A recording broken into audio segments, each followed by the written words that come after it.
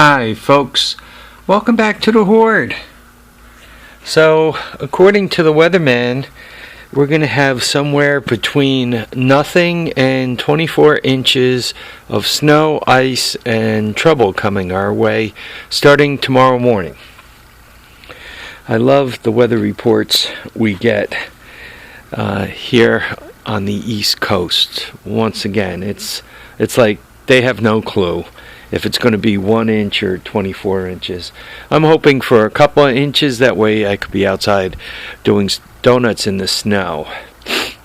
Today's topic is a 1986 TRX125. There are a few of these in the Hoard. The TRX125s. There's that one over there that has a blown transmission. There's one in the shed behind this building attached to that gray thing, right? That I remember the story on. I remember where I got it from, but I never really did anything with it. The one over there, I went to the trouble of getting started. It smoked like a banshee and had a blown transmission. So it was a double-decker. More recently, I've been looking at this thing, and I got to be honest with you, I don't remember the story on it. I just don't recall. And I don't know, maybe that's kind of sad. Maybe I picked it up at the car show in Rhinebeck. I really just don't recall at all. Is that not sad? It's got Ford tires on it. To some extent they hold air, and by some extent that means they hold air for between 15 minutes and a day. This one seems to be aired up, and that one seems to be aired up. The other two are kind of soft. Actually, that front one doesn't look too bad. So, tires, okay. Plastic is actually not horrible. I've seen them much worse. There's the back plastic. I just took this off. Right. These almost always come without the trunks. I don't know why, but the trunks like to get lost. And if anybody has one on eBay, they want a little bit more than a king's ransom. I took the plastic off, and quite honestly, I'm thinking this is the first time I had it off, because looking at the bike, it really appears to be in pretty decent shape. You guys, I think you guys can see that, right? That it's a 1986 model and the TRX125. But just looking around it, I don't think it's a repaint. I think actually it's in pretty decent shape. Just quickly, the front end feels pretty tight. The back end feels pretty tight. So, all good things. If anybody runs across these, they come in one of two flavors. They come in the quad version, this 125 engine. And with the quad version, you have forward and reverse. With the ATC 125, you have a high and low range. I think that guy right there is a 125.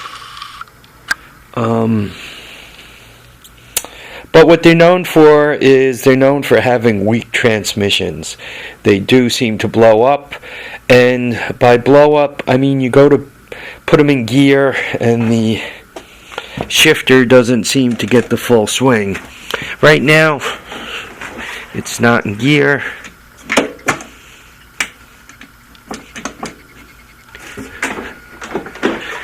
It seemed to go into gear, and it's back out of gear. This thing has a boogered up shifter. You can see it's kind of welded here. That's not good. The recoil starter, somebody was nice enough to empty all the guts out on it. But it does seem to have some compression. And it has the key switch. I didn't think it would come on, though the battery's here. It's got nothing in the little toolkit, but the toolkit is sitting there. The exhaust system appears to be complete, in decent shape, and the end of the muffler's there. You can see somebody did use this for towing. If you do look at the front wheel, and I'm not quite sure how you could see it, how well you can see it, but the front wheel is splaying out a little bit. So what I wanted to do is, before this I had planned on getting out of here, putting it out back in one of the canvas sheds, one of the cattle sheds, probably one of the cattle panel sheds. But I've been walking by it, and I asked myself, well, what's the story? And I can't answer the question because quite honestly, I really don't remember. So with that, I pulled the plastic off and took a quick look and figured I'd bring you guys along for the discussion. What it looks like it needs, to be started. It does have the key switch, and it does look like somebody turned the fuel off. So this might have been a runner. I gave the gas tank a sniff, not because I wanted to get high. I gave it a sniff to see what kind of shape it's in, and the gas didn't even smell that bad. You know, I guess somebody loves lighthouses. Yeah, the choke's there. I mean, the throttle's still good. I mean, this here is for the reverse. You push the button in and squeeze it, but it's even trying to move that. So this thing has the potential to run. Out of all the Honda stuff from this time frame, I just got to tell you, this, quite honestly, is my least favorite out of all the bikes. It has zero suspension, no suspension. The front axle is welded to the frame, the rear axle is welded to the frame. So if you get it in any weird situation, such that it dips or whatever, you can find yourself like on two wheels, kind of rock. You know what I mean? Like these two wheels are down, and it could be rocking back and forth. So the wheels don't bend around to touch the ground. The suspension don't allow the wheels to work their way to the earth. It's a hard riding bike. It's a bit, well, forget a bit. It's a little heavy. It's underpowered, and once again, it's known for blowing up transmissions. So I must have got a good deal on it. And I must have picked it up fairly recently, because I don't think it moved from somewhere else up to the garage. I think wherever I got it from, it came directly up here to the garage.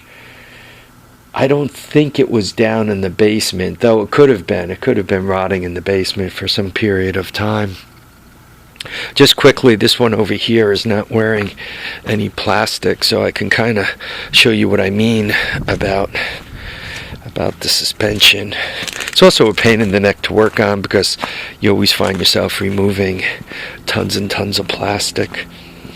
See the way the front axle is hooked directly to the frame? It doesn't even pivot on a center bearing like a tractor axle or anything. And once again, the back is hooked just rock solid to the frame. This bike actually has a great story. Has some of you guys who've been subscribers for a while know the story on that 125. It was a Craigslist deal. locally near me. So I saw it and I couldn't resist.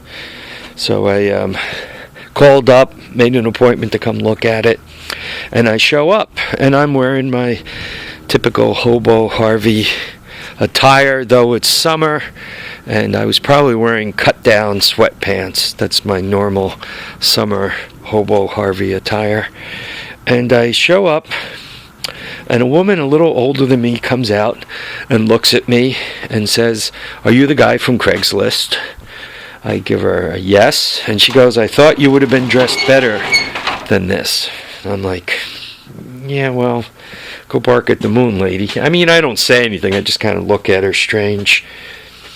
And, you know, she leaves.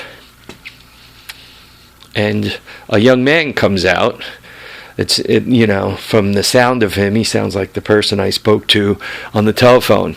He's a short kid, smoking a cigarette. He comes out, and I'm like, oh yeah, we got all kinds of great activity going on here. He was 15, 16, something like that, but a short kid.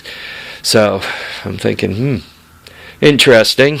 And I say, okay, I'm here to see the bikes. And there was that 125 and a three-wheeler also. So the 125 quad and the 125 three-wheeler. So I look him over. As I'm looking at him, a woman shows up, I assume is his mother, and she says to me, "Are you the guy from Craigslist?" By this time, I kind of figured out something's going on. I said, "I'm the guy from Craigslist here to buy some all-terrain vehicles. You know, it's okay if I do business with your son here." And she goes, "Yeah, I thought you were somebody else from Craigslist. I have a Craigslist date coming." So I'm like looking at her going, interesting. Some person you've never met before from Craigslist, you invite him right to your house where you have your mother and your son, and you're a tad isolated. Interesting. But I just keep plowing ahead with the deal. Anyway, so the kid and I close the deal. I give him his money. I tell him to double check with his mother. He doesn't. He takes the money. We're loading the things up, and she comes back out. And we're loaded up. I'm about to go. I said, "By the way, you know, this deal's cool with you?" She says, yeah, the deal's cool with me. She goes, "Looks like my Craigslist date did not show up." I go, "Well, I guess not." And she goes, "What are you doing this afternoon?" I'm like looking at her going, oh my God, just the kind of trouble I need. So anyway, so that bike has a really cool story. This one, I don't remember. I really wish I remembered the story. I guess probably I don't remember because there's no cool story. Anyway, folks, I hope you all enjoyed watching. I hope you guys are all ready for the new year, getting all your New Year's resolutions in line. Add to them that you got to keep your feet down, your head up, and you got to make sure you get out every day and have yourself a great time. Anyway, folks, take care. We'll see you again soon. And remember, heads up, feet down, and enjoy all your days here on Earth. Bye now.